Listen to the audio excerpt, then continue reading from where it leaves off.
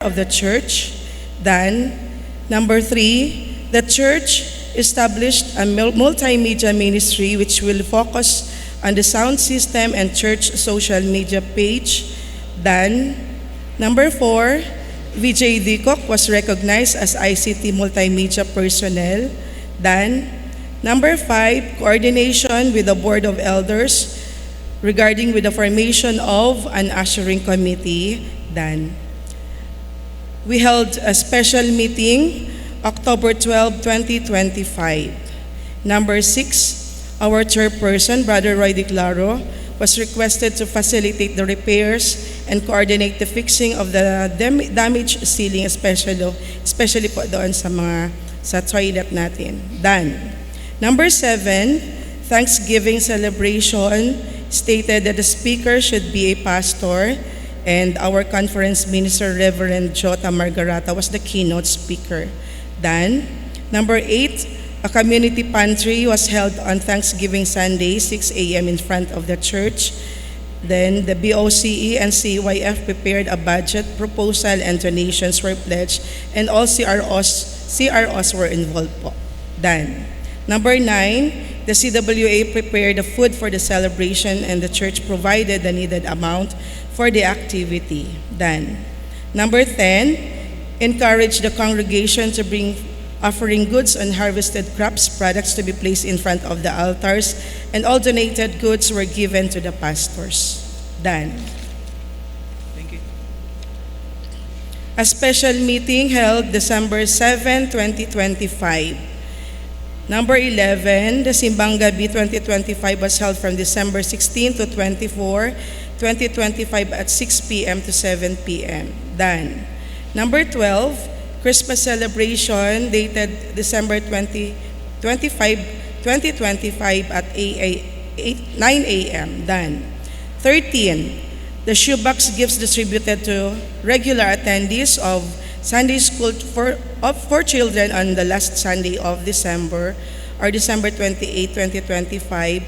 Then, 14, the CYF held a musical Christmas concert last December 24, 2025, and the proceeds from the concert's fundraiser supported the registration of CYF members for the Christmas Institute held December 28 to 31, 2025. Then, 15, the choir and CYF conducted Christmas caroling to our members as well as all the members of other CROs po. Then, 16, a gift-giving activity was held Christmas Day. Approximately 200 gift packs were prepared. Then, second regular council meeting held January 18, 2026. 17, acquisition of a TV monitor for the CCTV system, not yet done. 18, acquisition of battery for the L300 vehicle, done. Number 19, renovation of the garage, done. Number 20, installation of a compressor for the L300 air conditioning system, not yet done. 21, purchase of gowns for the choir, not yet done. 22, acquisition of a drum set needed for the praise and worship team, not yet done. 23, hiring a technician to improve the wiring for better sound quality, not yet done. 24, purchase of an additional microphones and improvement of the sound system, not yet done. 25, allocation for the snacks for the youth band, done. 26, that election for our church council for EY 2026-2027 will be held on April 6, 2026 for implementation. 27, composition of the nomination election committees are Sis Maria Cristina Dicok, chairperson. Members are Sister Ivitelli Ann Olarve and Sister Carla Charmaine Olarve. In effect na po sila.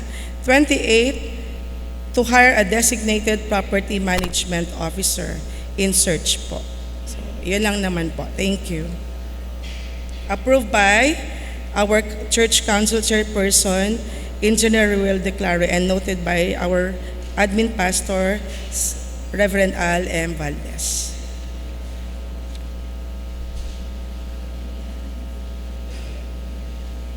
Salamat po, Madam Secretary. May hawak po kayong kopya. Kung may katanungan po kayo o may gusto kayong linawin, pwede po kayo magtanong sa ngayon para po sasagutin ng inyong lingkod.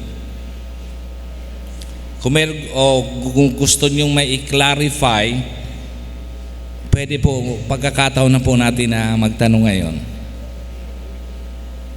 Sige po.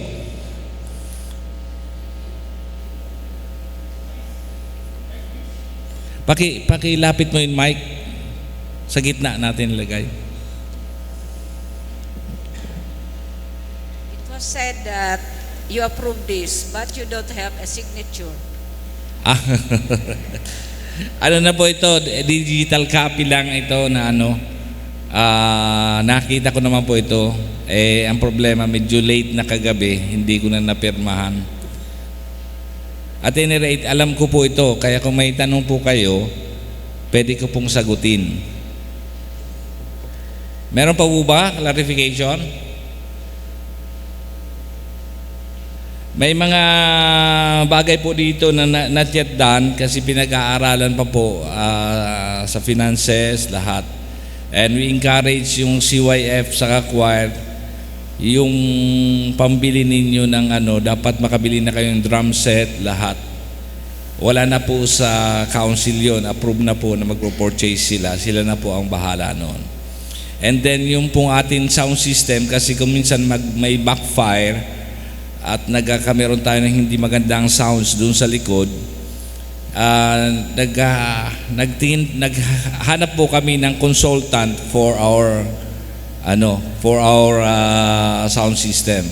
Medyo may kamahalan lang po ng kaunti, kaya medyo pinag-aaralan kung saan tayo kukuha ng pambayad. Meron pa po ba? Meron kayong gustong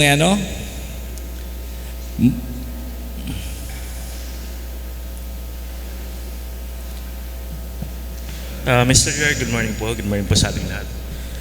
So we would inisip natin yung mga activities have done. Siguro yung di na masyado kami mag-question kasi they have done already na po yung yun.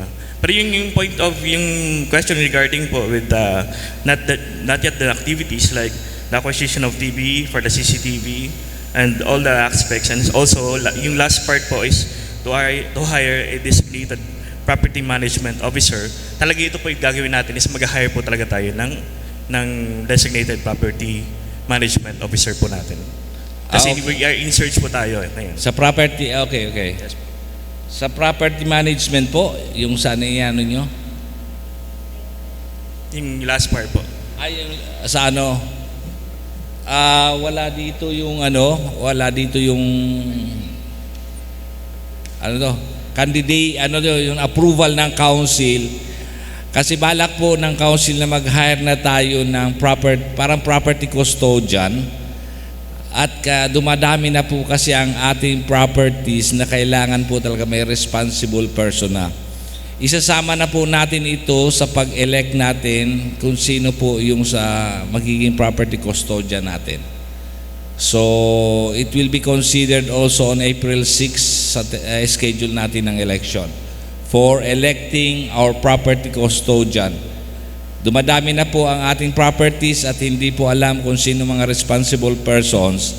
Kaya kailangan po nag-approve po ang council na mag-hire tayo ng property custodian. Mr. Chair, may I ask further po, if saan po ba tayo or kukuha ng ating hisweldo sa ating property custodian? Isisweldo po or yung salary, saan po tayo kukuha ng, ano po iba yung nito, yung compensation or yung salary ng ating property custodian, saan po ba siya kukunin in short? Compensation naman, tinatanong mo? Yung salary. Saan Actually, hindi po salaries ang tawag sa atin dito, kundi honorarium. Honorarium, Okay, honorariums po, hopefully, maayos ang ating finances at ang ating pong makapagbigay tayo ng honorarium kasi hindi naman siya full-time as an employee of the Naga Evangelical Church, but partly volunteer siya, partly meron po siyang honorarium. Kasi yung follow-up question lang po, and this would may last query sa ating council in our congregation. Kasi naalala ko po last time, for our last meeting, we have discussed na magkakaroon na lang tayo ng isang administrative pastor, and hindi na muna tayo sa ngayon magkakukuha ng associate. This would be our stand by our local church na hindi muna tayo magkukuha ng associate. Ang question ko lang po natin ngayon is, mas pinaprioritize po ba natin yung ating property aside or left aside yung ating mission sa ating simbahan? Kasi with regards po sa ating associate pastor, meron tayong binibigay sa kanya or hinihiling sa kanya na paggawa or mission sa ating local church. Particularly po yung ating mission of the church sa labas. Would this be our statement of our local church na we will forgo or mag-forgo tayo sa ating pagkuha ng associate and magko-concentrate na lang tayo sa pag-keep ng ating mga property sa local church? Kasi ganito po yung nangyayari. Wala po tayong budget sa ating honorarium, sa ating associate pastor, but meron tayo palang budget na kumuha para sa ating property custodian.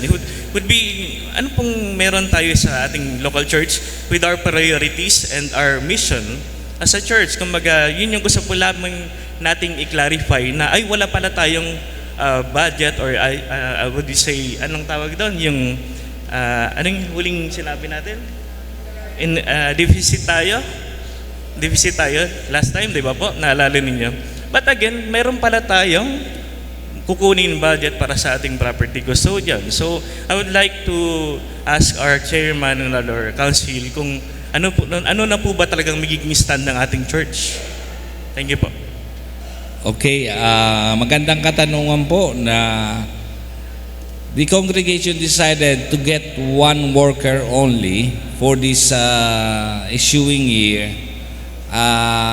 Hindi po solely for financial problem o financial difficulties ng church. Ang isa pong naging lumalabas ay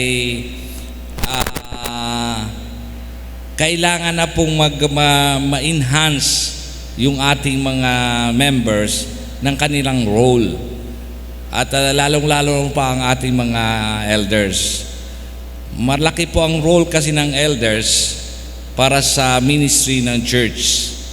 Second, yung pong sa financial, hindi po sinasabi na may sweldo yung property custodian. If you will look at the finances po kasi, fixed po ang sa ating mga manggagawa. Ang honorarium po ay wala po yung SSS, wala yan mga other remunerations.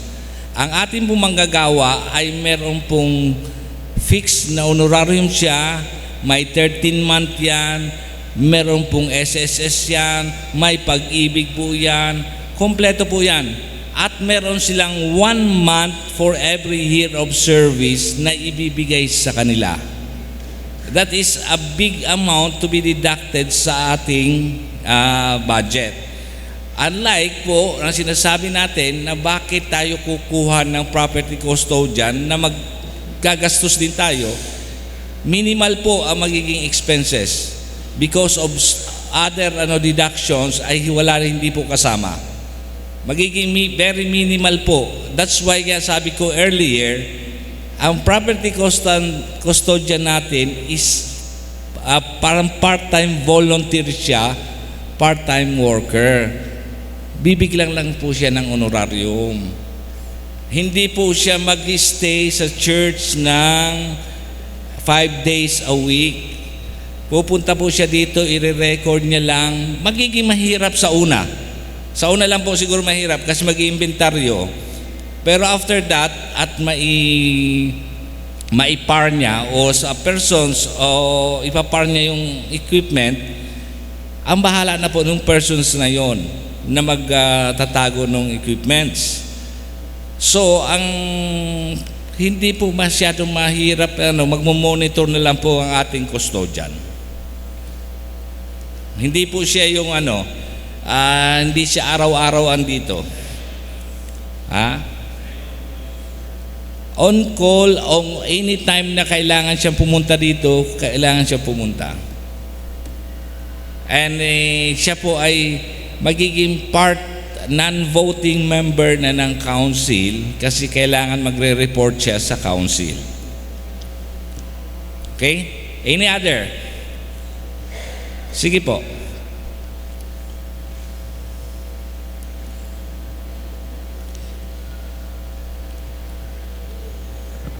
Mr. Chair, pasensya ka na kasi may mga puna ako dito. Ang report po ninyo, Church Council lang na mga action. Okay? But the way I understand, mayroon kayong yearly action plan. Opo. Okay? Yes po. Pero nakita ko dito sa next Sunday, presentation na agad kayo in approval of action plan for 2026 to 2027. My point is, ano nangyari nung action plan natin ng 2025 and 2026 na sa tingin ko, it should be included in the report. Kasi dito, puro action taken. Ano yung action plan? Okay po. Sasagot Thank na ba you. ako? Okay, ang action plan po kaya is based on the different boards and organizations. Sila po ang mag-i-implement niyan at sila po ang magre-report sa council if they needed some assistance on implementation of the actions plan they have prepared. That's why po ang mga different boards ay nagsasubmit po ng request for assistance, financial assistance or assistance in any way sa council para mag-action ng council. Kung hindi po natin nakikita dito yung mga actions, ang ginagawa lang po kasi sa council, pag nag-report halimbawa ang CYF na yung ang part of action plan nila is to attend ng Christmas Institute, Christmas Convention, ina-accept lang po yung report nila. Hindi na po sinasabi na ina-approve yung report na their reports are accepted and noted by the council. Kasi po kanya-kanyang gawa po ang ating boards at ang organizations. Pero pwede rin po kayong magtanong bilang mga bilang mga miyembro ng congregation, yung inilalatag po natin na programa, tingnan ninyo kung paano may implement at bakit bakit hindi nyo nakita yung implementation. For example po, elders. Ang elders po ay dapat nagbibisita sa lahat. Bakit? Pwede kayo magtanong, bakit ako hindi man lang mabisita? Kayo po, kung the congregation has the right to question. Kasi isa sa mga programs po nila yon, visitations, assistance, whatever. Congregation, kung kayo po ay nakikita niyo parang nadideprive po kayo ng services, pwede po kayo magtanong at pwede po niyo iparating sa office ng ating pastor at para ma-actionan po. Okay? Hindi po nakikita dito talaga yung kasi reports po lang yan, reports. Okay? Any other?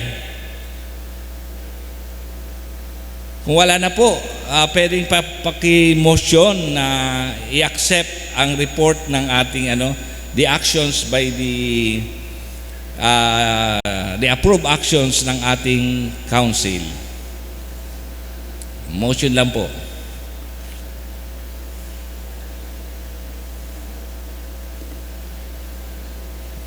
Pwede po ba yung hindi member ng council Kasi ang council na po nag-motion nito, nag-approve, member pa rin ng council ang mag-motion for approval. Yung regular member po, paki-motion na lang po kasi para madali tayo. Sige.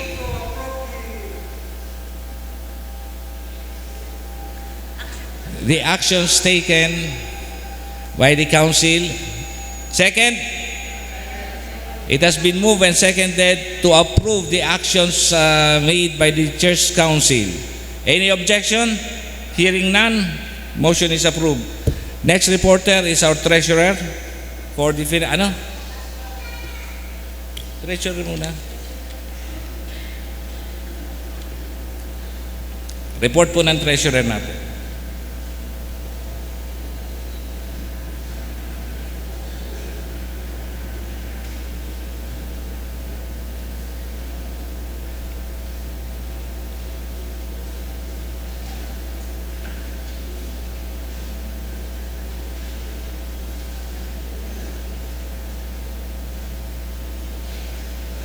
Good morning po sa gabos, mga kapatid.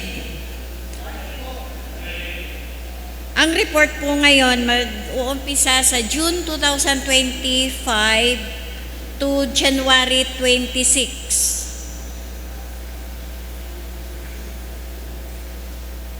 Dito.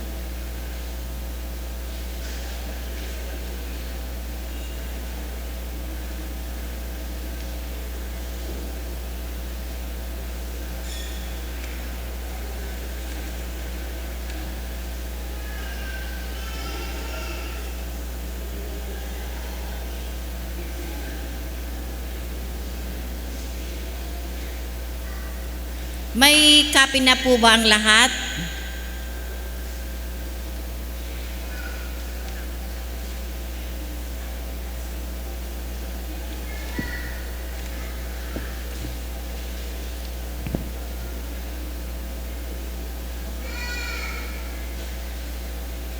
Unahin po natin yung general fund. Nakapaloob po dyan ang tithes, pledges, free will, Sunday school, youth, junior worship, birthday offering, Thanksgiving celebration, stewardship Sunday, scholarship fund, benevolence, 10 puso para sa manggagawa, piso ko for church worker, and then may anonymous po dyan kasi minsan may nagbibigay po ng walang pangalan sa tithes. CROs, CYF Carabaning, Pastor Retirement, Mission Sunday, Gideon Sunday, Father's Sunday, Church Worker Sunday, Family Sunday, FLC, MFL SF, everybody's birthday, NBC. Yung NBC po, donation po yun para sa yung electricity. Tapos po, meron po ditong mga donations, yung NUCC for diesel, Kamuning activity, bloodletting, program and ministry, for sound system, for Cebu, for OPUG, for Thanksgiving celebration, yung termo po na binigay, yung Nature's of Service, shoebox, simbang gabi, Christmas celebration, New Year's Eve, caroling, yung mga kabataan, power share, baptismal certificate, 10% from Shalom. Yung binibigay po ng income ng Shalom, nagbibigay din po para sa general fund, para sa ministry natin. Ang inflows po for general fund, 1,392,981.93. may beginning balance po sa taas ng 31,237.53. Ang lahat po ng cash available, 1,424,219.46. Dito naman po tayo sa outflows ng General Fund. Yung administrative expenses po, makikita nyo dyan yung administrative expenses, church worker allowances, tapos employees benefits. Nagtutotal po siya ng 600,682,333.65. Sa operating and maintenance expenses po, nagtutotal po, ang nakapaloob po dyan ang transportation, office supplies, church supplies, repair and maintenance, car repair and maintenance, utilities, yung sa wifi po, water, electricity, nagtutotal po dyan ng 183,745.96. Dito naman po sa mga program and ministry, ang total po dyan nasa letter C, nakapaloob po dyan yung sa CEN, Board of Elders, church-related organizations. Nagtutotal po yan ng 173,763.06. Dito po sa remittances natin, nakalagay po dyan yung 22%, 3%, 2%, MF is F, 10 piso, puso para sa mga manggagawa, tithes ng mga pastors natin, piso for the church worker. Nagtutotal po yan ng 204,519.29. Makikita mo po dyan sa letter A, letter B, letter C, letter D. Nagtutotal po ang expenses natin ng 1,289,210.47. Ang beginning balance po, 31,237.53. Ang inflows po total natin ng 1,392,981.93. Pig-plus ko po yung beginning balance and inflows, nagtotal po tayo ng 1,424,219.46. Yan na po ang total cash inflows dati natin. Binawas po natin yung cash outflows ng June to January 2026. Nakita na nyo po dyan at saka may copy kayo. Nagbalance po tayo ng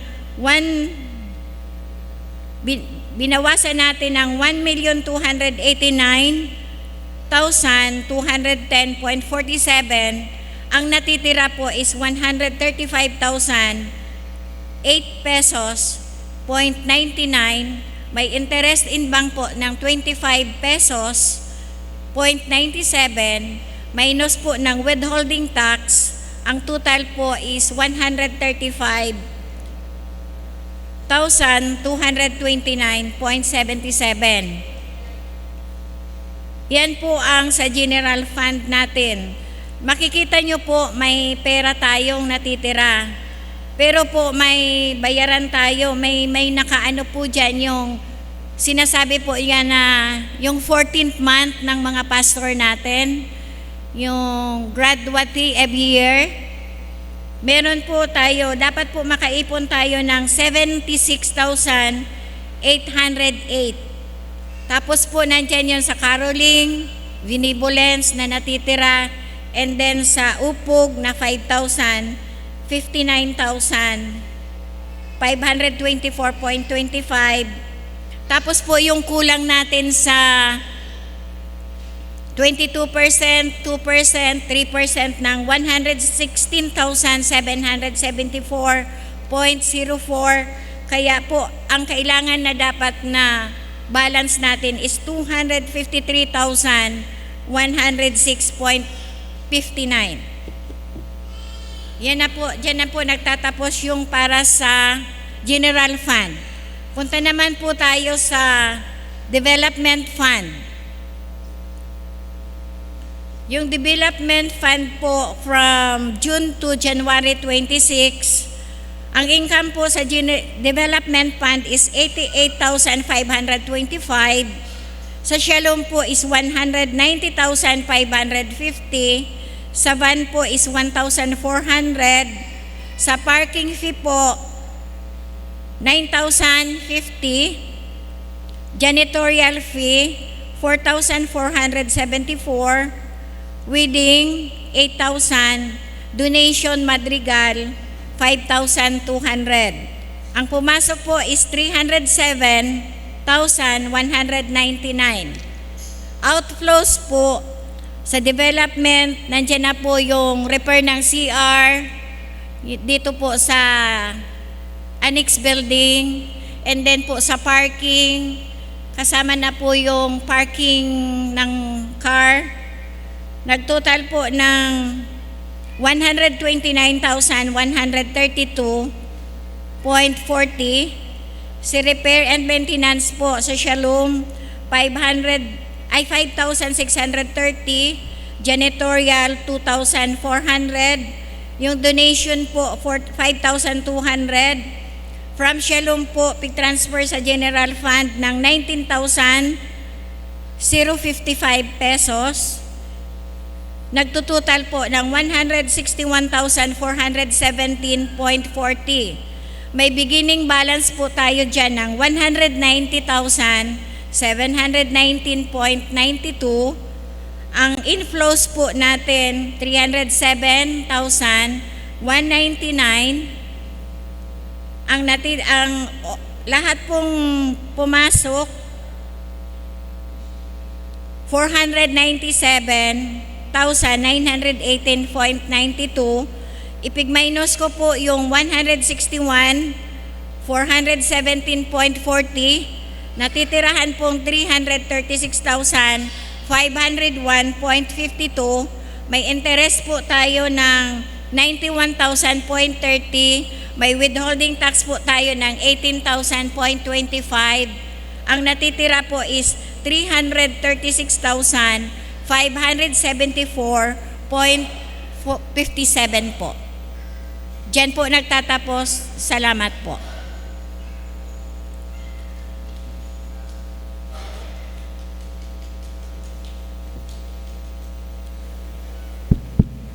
May katanungan po kayo?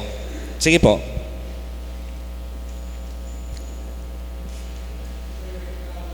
Error lang. UPOG. UPOG is Organizing Program for Urban Gardening. Tama ang entry, 5,000. Ang hagad ko lang, kung ang kada miyembro kang naga, UCC Pinaga, magtaon ng tig pa 5,000, bako sana ini ang kantidad, 5,000. Mapuo na kang construction, kan program na yan, 5,000 pa sana ang yaon.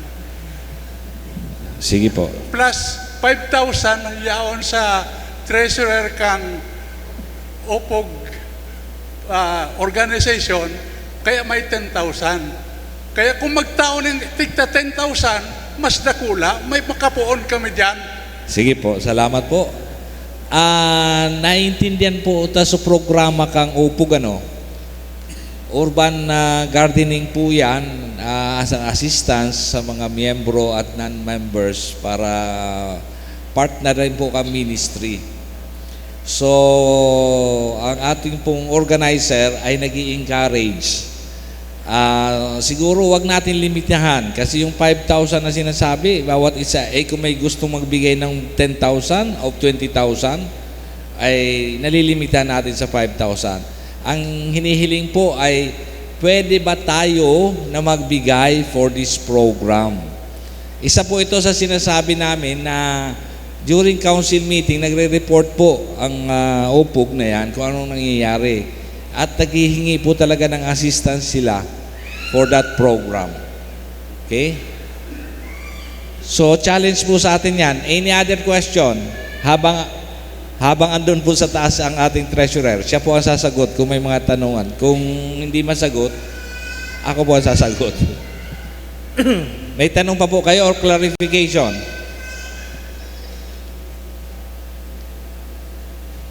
Naintindihan po natin yung tira sa general fund na 135,000 plus.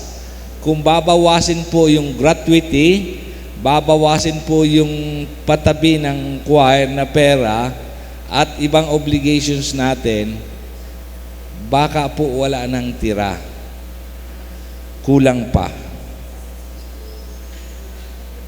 Yung gratuity po natin, yung sinasabi ko, pag nag-hire po tayo, may gratuity po yan, 1 month for every year of service. Isineset aside po yan ng church. Kasi pag alis niya, pwede niyang madala o pwede niyang yearly, pwede niyang kunin. That's over and above of the 13 month. Parang nagiging 14 month po yun ng ating manggagawa. So, hindi po gusto namin mailinaw sa inyo para makita ninyo yung ating kalagayan financially. Any other? May question? May clarification? Sige po. We are free. Kasi kayo po ang mas mataas kaysa sa konsilyo na dapat nyo kaming turuan kung paano namin gagawin ang pagpapalakad ng ating simbahan. Kami po ay inyong mga utusan lamang. Any other? Sige na, question. Wala na? Motion para tanggapin ang ulat ng ating treasurer. Motion na po tayo para matapos na tayo dito sa congregational meeting. First part.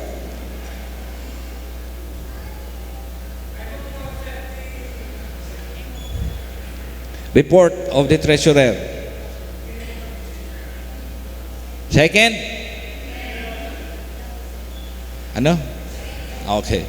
Any objection? There being none, report of the treasurer is accepted. Pupunta na po tayo sa suka. Salamat po. State of the church address ng ating pastor.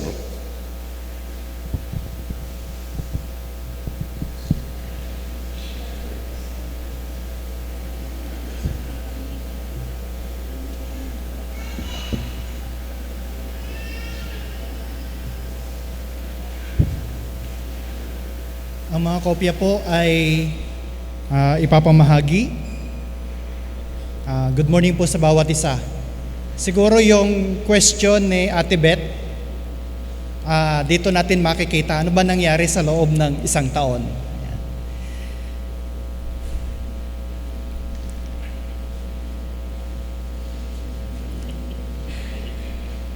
Yan lang po ang pinakamalaking projection na magagawa ko. Limitado po yung ating kakayanan dyan. So, we do hope na magkasya po yung kopya natin. Sa kasapian ng Naga Evangelical Church, magandang araw po sa ating lahat, mga lingkod sa ubasan ng Panginoon. Nagpapasalamat tayo sa Diyos at sa kongregasyon sa pagganap sa gawaing atas ng ating saligang batas patungkol sa pulong kongregasyonal na marapat ganapin ng bawat iglesia ng UCCP minsan kada taon.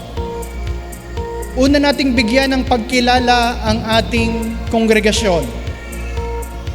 Sa mga pakikipanayam ng inyong lingkod sa bawat isa, sa mga simpleng kwentuhan, at maging sa mga pagkakataong kailangan ng masidhing usapan at pagpapanalanginan. Salamat sa bawat pakikiugnay. Sa ating pastoral staff, nakaagapay sa bawat gawain ng ating iglesia, salamat sa inyong walang kapagurang paglilingkod. Sa ating konsilyo, nakatuwang sa pamamalakad ng ating iglesia, pribilehiyo na kayo'y makatuwang sa pamumuno. Binibigyan din natin ng pasasalamat ang ating mga boards, ang BOE, BOD, BOCE, and BOT, ang kanilang pagsusumikap na mabigyang daan ang mga gawain na bahagi ng ating strategic plan. Bagamat may mga pagsubok na kinaharap sa kanya-kanyang sangay, ang mga ito ay nakikita nating bahagi ng atin pang ikalalago sa paggampan ng ministeryo ng ating Panginoon. Sa ating CROs, atin ding kinikilala ang kanilang pakikibahagi sa mga dikaya ng iglesia. Bagamat may mga kahinaan sa usaping ng implementasyon sa mga programa panloob, ay patuloy tayong positibo na ang Diyos ay gumagawa sa pagitan ng ating mga paggampan. Sa mga kapatid na personal na nakikipag-ugnayan sa inyong mga lingkod, patungkol sa ilang mahalagang bagay o mga paglilinaw o tulong kaalaman, mga feedbacks, atin po kayong itinuturing na biyaya mula sa Diyos. Maraming salamat sa inyong pagmamalasakit at gabay. Sa bawat panalangin at tulong ayon sa kanya-kanyang kapasidad para suportahan ang ating mga gawain, patuloy nawa kayong pagpalain ng ating Panginoon. Especially sa mga donors po natin na very religious. Marami po tayong mga hamong kinakaharap. Ngunit alam nating may Diyos tayong katuwang sa lahat ng ating kalalagayan. 4 na bahagi po ang aking ulat. Una, sa executive na paggampan. Patuloy na ang pagdadaos ng mga pulong panloob ng mga komitiba tuwing katuwang ang ating associate pastor. Partikular na tinatalakay ang mga mekanismong maaari nating gamitin upang maging produktibo pa rin tayo. Lalo tigit sa paglalatag ng mga partikular na solusyon sa mga kinakaharap ng bawat departamento. Aktibo pa rin ang ating official group chats. Mayroon po tayo sa council, sa CEN, sa BOD, BOE, sa CIAP, meron din po tayo sa CYF, at ang kabubuo lamang na UCM, upang magkaroon tayo ng link na pwedeng mapag-ugnay ang mga grupo upang sa tuwi-tuwi na ay makapag-update ng mga gawain sa bawat sangay. Pangalawa, yung pagpapalit ng signatories para sa ating BOE account ng ating iglesia. Every year po natin ginagawa yan. Kinikilala po natin ang pakikibalikat ng bawat isa sa selebrasyon ng ating Thanksgiving, mula sa paghahanda at maging sa mismong oras ng gawain. Gayon din ang mga naging tagapanguna sa simbang gabi at mga naging host families kada gabi. Nakita ng Panginoon ang pagsusumikap ng bawat isa, pagpapala mula sa Diyos. Sa ating pong Christmas caroling na pinangunahan ng ating this was proposed by our choir, pero nung kalaunan ay niyakap ng ating mga kabataan. So nakalikom po yan ng 35,400. Salamat po sa suporta. Sa ating musical Christmas night, Christmas Day worship, gift giving, shoebox gift giving project, at year-end celebration. Nakapagsagawa din sa pamamagitan ng BOT ng ilang mga repairs sa ating facility. Yung pagpapalit po ng bubong sa atin pong CRs, gayon din yung ilang yero dito po sa tumutulong parte dati dito sa Little Shalom. Papakinabangan po natin ngayon yung parking lot na dati po ay maputik. Salamat sa pangunguna ng ating Board of Trustees sa pagsasaayos ng mga bagay na yan. Sa pulong ng ating church staff, particular na inayos ang day off ng bawat isa upang masigurong mayroong nakatao sa bawat araw na tutugon sa mga mangangailangan. Yan po yung aming day off. Ang inyo pong lingkod, every Monday and Tuesday, si Pastor Rose. Monday, I think Tuesday and Saturday ito. Si Atilita, Tuesdays and Wednesdays. Si Dudoy ay Monday and Thursday. Si Brother Jojo, ang ating driver, ay Monday and Tuesday. Kasabay ko po. Pang-anim, nakaranas muli tayo ng pagbaha sa nagdaang bagyong Yuan. Patuhod na tubig sa ating sanctuary at gahita sa ating annex building. Sa parsonage naman ay yung pinakamataas na baitang bago pumasok sa loob. Maging referensya ang pangyayaring ito sa mga susunod nating pagsasaalang-alang. 7. Sa ating Little Shalom, mayroon lamang tayong isang bakanting kwarto sa kasalukuyan. Malaking tulong ang return of investment mula rito. Habang inookupa ng ating temple keeper ang isang single room, habang ang ating associate pastor's room ay magkasama ang ating ministerial student and ang ating pianista. Number 8, ang ating parking space sa ngayon ay mayroon lamang pong 2 renti. 3 sasakyan. Yung isa po kasi ay 2 yung kanyang sasakyan na in-endorse. Number 9, mahirap na isipin ang pangyayari tungkol sa ating L300, ang pagkawala ng battery nito. Preparably po ito nangyari noong New Year. Malungkot na katotohanan sa ating kapanahunan, maging ang simbahan ay hindi na iginagalang at hindi naligtas. Agad namang gumawa ng paraan ng ating Board of Trustees na isaayos ang garahe at ang mga bintana ng sasakyan. Ang ating CCTV sa kasalukuyan ay hindi operational. Number 11. Bagamat malamig pa ang ating panahon, papasok na tayo sa panahon ng tag-araw. Bahagi nito ang matagal nang walang aircon ng ating van mula pa noong July 2025. Madalas na sumasakay kasama ng mga pastors ay mga senior citizens na mapanganib sa mainit na klima. Number 12. Natapos na ng ating scholar ang kanyang